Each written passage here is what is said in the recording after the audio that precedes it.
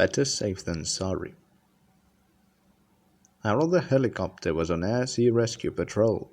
Thomas, who was waiting in the siding for some trucks, talked to him and was surprised to hear how many dangers there can be at the seaside and how it is better to be safe than sorry.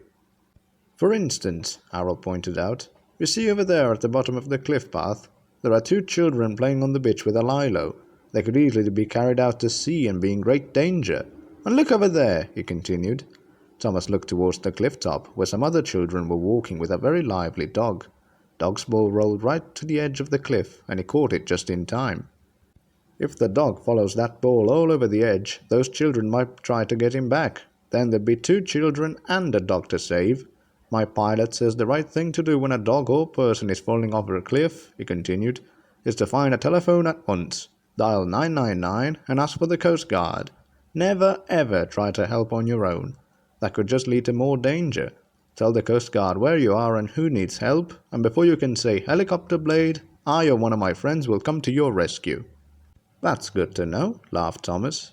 When it was time to get going again, Thomas said goodbye to Harold and chuffed off to the harbour yard with his trucks. Later in the afternoon, the weather started to get stormy. Remembering the children on the lilo, Thomas looked out to sea to check if they were safe. At first he saw nothing but the sparkling blue water, which was now beginning to get rougher as the wind rose.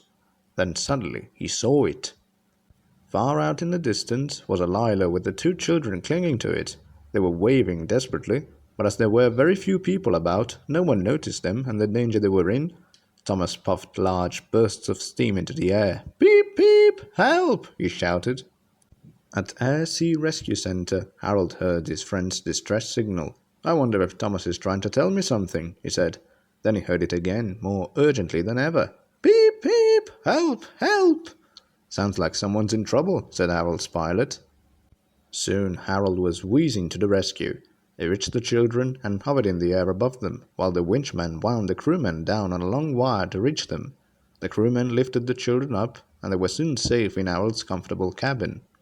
The children were cold and frightened, but Harold's crew, drying them with a towel, wrapped them up with blankets. The lilo was punctured and brought up in the cabin with them, so that it could be put safely away. On his way home after a job well done, Harold flew over the engine shed. Thank you, Thomas, he called. You were a great help. Thomas gave a sleepy peep peep.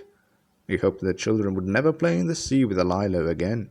As he fell asleep he thought, after all, it's better to be safe than